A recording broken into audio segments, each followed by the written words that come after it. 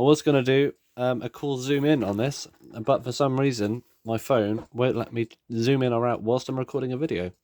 But what I will do is I'll move the lamp so you can actually see what I'm doing. Is that any better? Probably not. Oh well.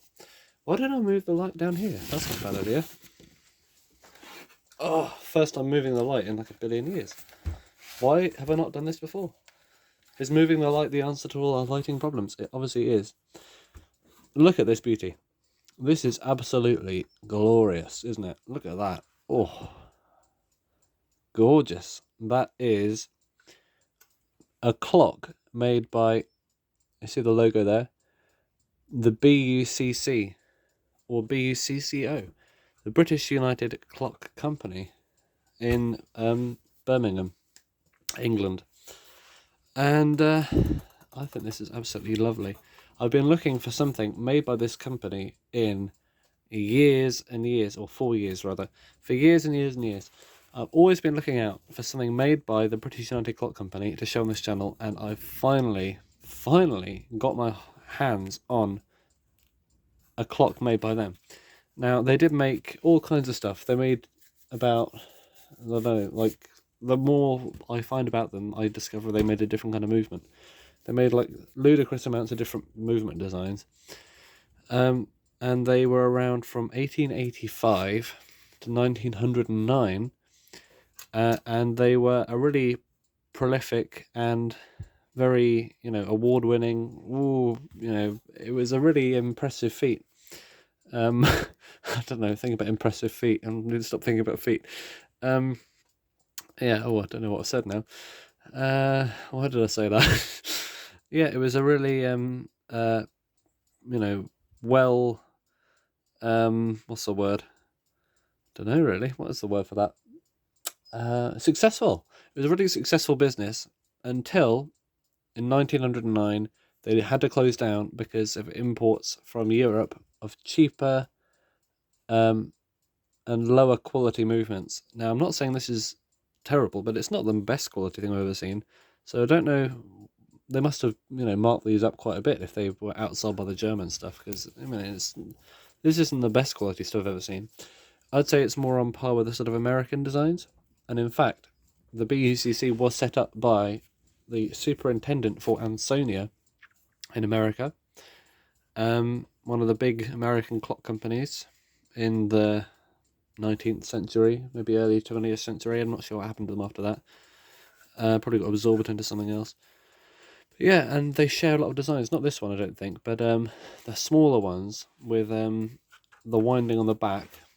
The Ansonia B was the name of the thing. Maybe the movement had a different name.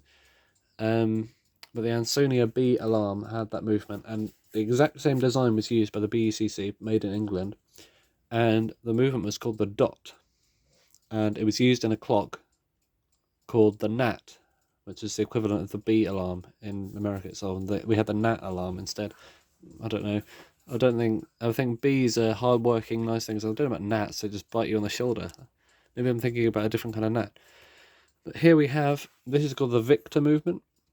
There is a little bit about them online. For example, the name of the movement. I don't know where they got that from. I'd love to know more about the movements, but I couldn't find much. This is the Victor one. I think it's a slightly later example because of the kind of regulator. It's a steel one. The other ones have brass ones. I presume that earlier. This is probably from around 1900, I think. I'm not entirely sure. It looks a style. It's got a lovely, I think, nickel-plated brass case, bevel glass front, and a porcelain dial with an inset of brass stamped goodness in the middle. I presume they're the original hands. The legs are not original. I'll just put those on here. They look like hockey sticks, but it didn't have any legs when I got it. It has the key and the knob, which I'm amazed about, but it doesn't have the back. I don't know what happened to the back of the case, but it would have been brass slotted in there. I presume there would have been screws here and there. I presume it had legs. And yeah, I've just been looking for something like this in ages. They made alarm clocks as well. I'd love to find one of their alarm clocks. That's what I do here. I love alarm clocks. And what was I going to say? Hang on a minute. I need to think about stuff. Oh yeah, the factory closed down, and it was sold to the Daisy Vacuum Cleaner Company. and then it burned down in 1914. But for a year afterwards, apparently the clock machines are still in there, and in 1910 someone else was using them. I don't know anything about that though. I don't know if it's true or not. Apparently it is. But it's this is now, I think it's my earliest balance wheel clock I have now. Definitely the earliest British made clock I have. I have a few Ansonia ones, but they're pendulum clocks. OG shelf clocks. But the mainspring's still there, it's intact. And you may notice there's a pallet on a piece of wire hanging out there. I'll explain that in a second. But first of all, let's get this thing out, because this is absolutely brilliant. I just love this thing. I just love the fact that I've got one now.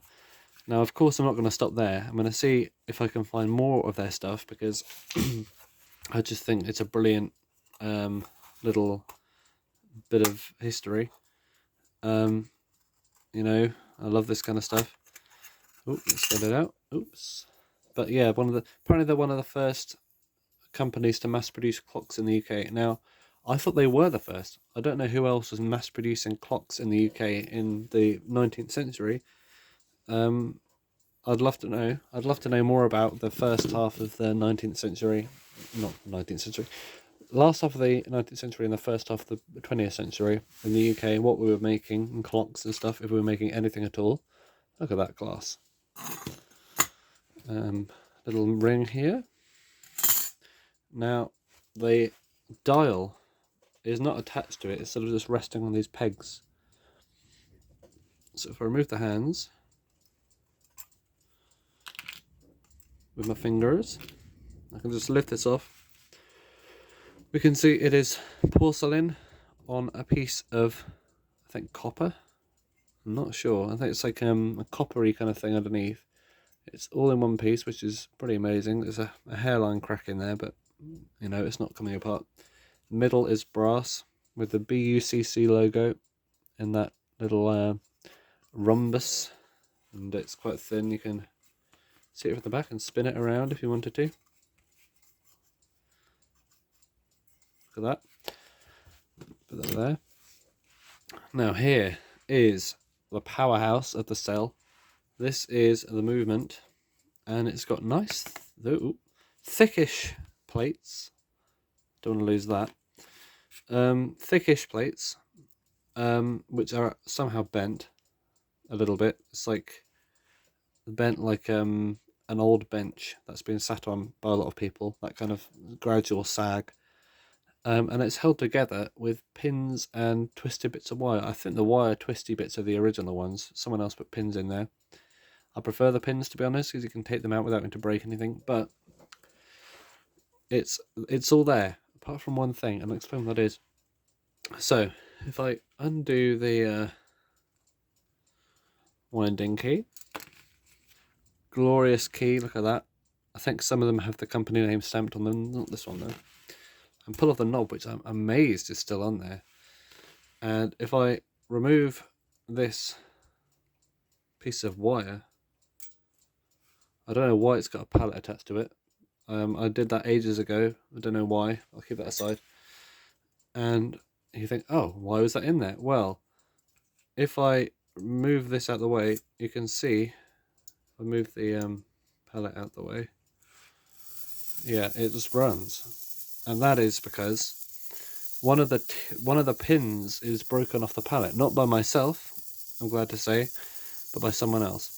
So what I'm going to do is actually, to save myself a bit of effort when it comes to the later ons, I will first of all work out how to get past this. There we go. And I will put this clip on the spring. This is the perfect spring for that clip, or rather the perfect clip for that spring. So if I put a bit of wire back in there just to hold the wheels whilst I put it in there, like that, and wind it up again. Then when I let it down the next time, the spring will be contained. Oops. Oh no, we lost our thingamajig. Quickly put it back in. There we go. Yeah, some of the teeth on this ratchet are a bit dodgy, it seems. I do not want to die, so let's make sure I don't. Not right yet, anyway. Okay, and if we can get this, shimmy it around, get it around the spring, I think we'll be good.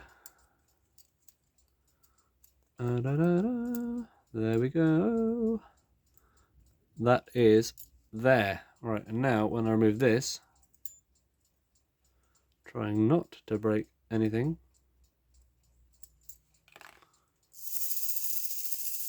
the spring will be contained within the thing. Now I could use a could let down the spring, but it's easier to do this for the time being, and we've got it stuck. Now, that's the other thing. When I bought this, it was stuck like this with the spring partially wound up, and I was thinking, where's the power going? Well, it turns out that the teeth on the center wheel are quite worn out, which means the wheels kind of clash with each other.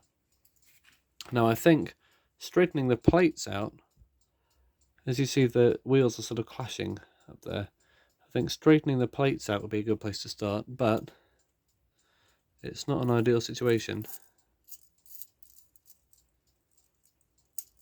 There we go. Now we clicked it back together, because I think the center pinion is worn out as well. Now I don't want to wear it out any more than it needs to be, so what I'm going to do is I will step in with the key. Or if I put it, it was still on there. Let it down properly. Unfortunately, the let down ratchet click thing is in the wrong place. Ooh. Now it's just going by itself again. If I stop it there,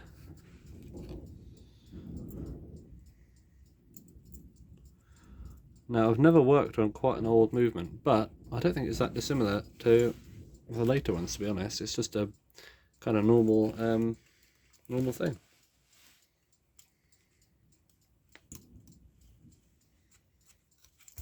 Oh no, I think our spring has become dislodged from the our ratchet click came dislodged from the thing.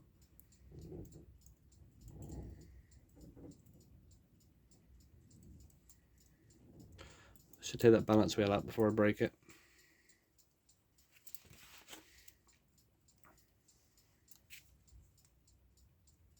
That's held in there with an old pallet fork end, because it didn't have anything else. And I cut it down because it didn't have any pins on it. I sort of stuck it in there.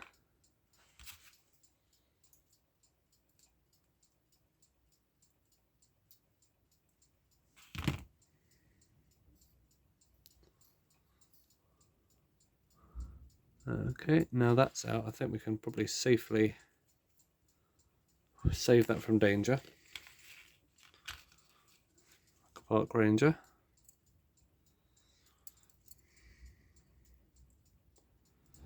Right, let's get that in there properly. Okay, now let's try that again. And I think the yeah, it's the spring isn't pushing the click down far enough. And what's happening is, oh no, what's happening is we've got an issue where luckily I can hold onto the corner of the movement and let it down slowly like this, but if it didn't have those corners on it, I'd be kind of screwed. Now, luckily, we've got the spring, the power out of it. That was a tense experience. Alright, let's take the things that got this thing apart. Now, it's a cool movement, but it would be nice if it was actually in better condition and wasn't all janky. But you work with what you have. Oh, ow, that's my fault. And that's all I can get hold of.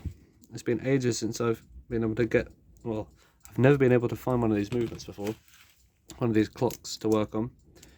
And if the one I find happens to be in really bad shape, then Well, at least I found one. Not sure how I'm going to undo these wire clips without breaking the wires. I've got paper clips I can use instead, I suppose. That's just an old pin. And I can hear that the roof is rattling. This is a brass one, that's probably an original. Probably end up breaking it though. That's what I have to do really to get it off. If it breaks, then, well, it breaks.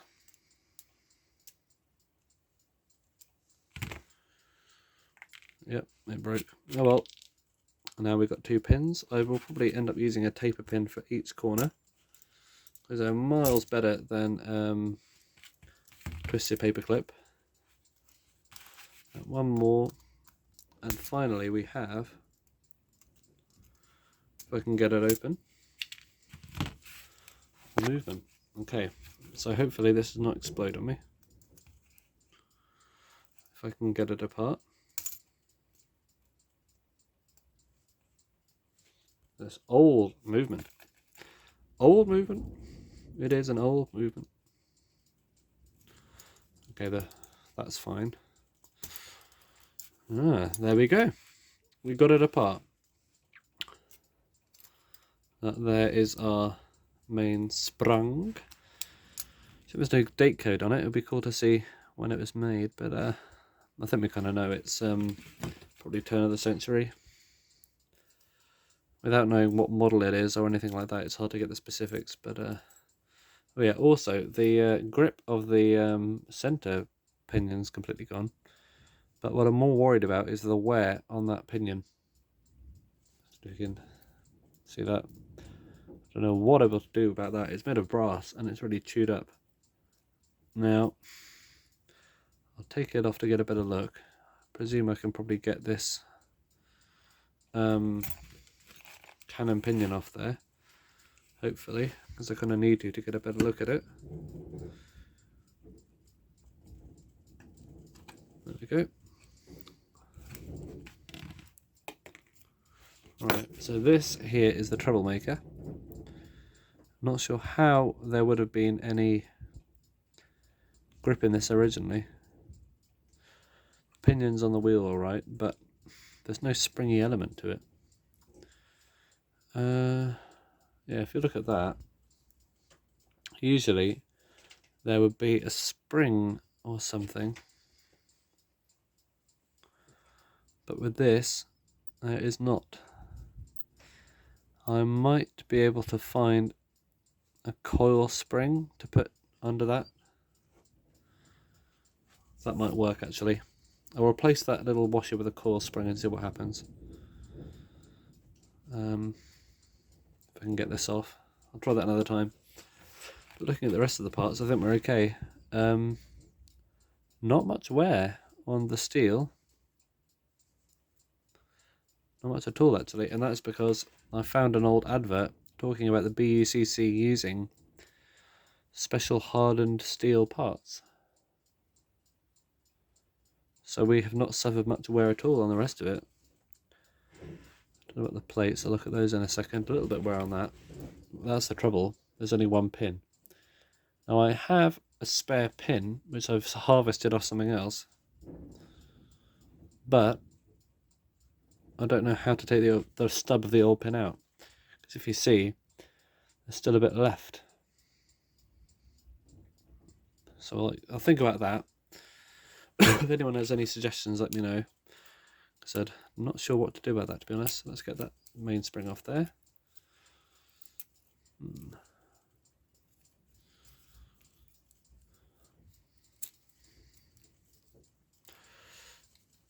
If it will come off, maybe I'll need more persuasion.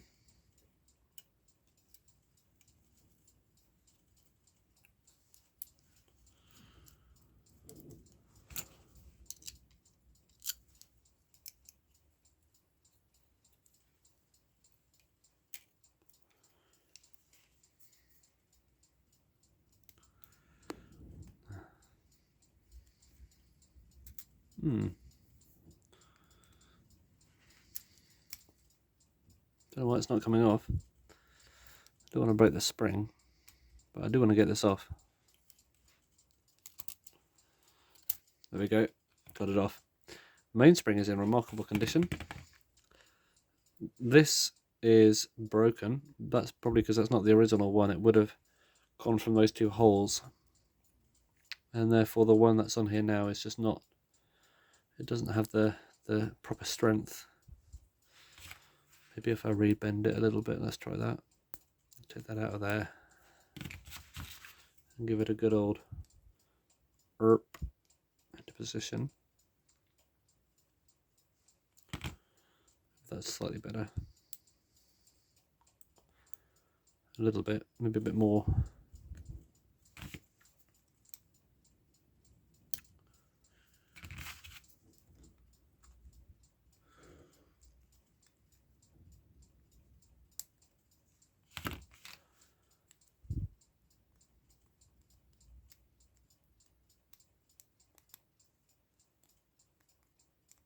Alright.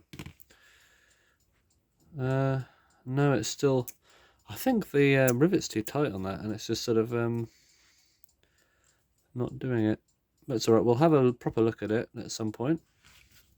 Let's see if I can do it with my screwdriver now. Never know.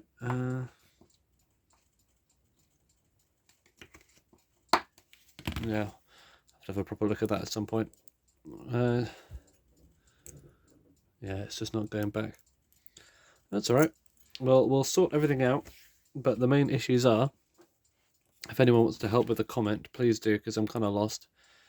First of all, how to work around this. Second of all, how to take that stub and all pin out this pallet. And third of all, any advice on it or any information about the models or insight, I'd be very interested to know. I think if we get that pallet on the pin, and we somehow work out a way to, I don't know, mitigate the issues caused by this very worn thing, because I can't replace this really. I think all the material's still there, it's just bent around a bit. It doesn't look like we've lost any material on there if you'll have a look at it from above. I just think it's all bent out of place. Because we've got brass on brass, maybe it's these teeth that are more of an issue. Because they are slightly the wrong shape. It'll probably run, but it might click every now and then. But yeah, I'll be interested to hear what anyone else has to say. And also need to unbend the plates, but I can do that now. So thanks for watching. And I think this will be a very exciting little adventure into something which I have wanted to do for ages and ages and ages. Probably before I was born.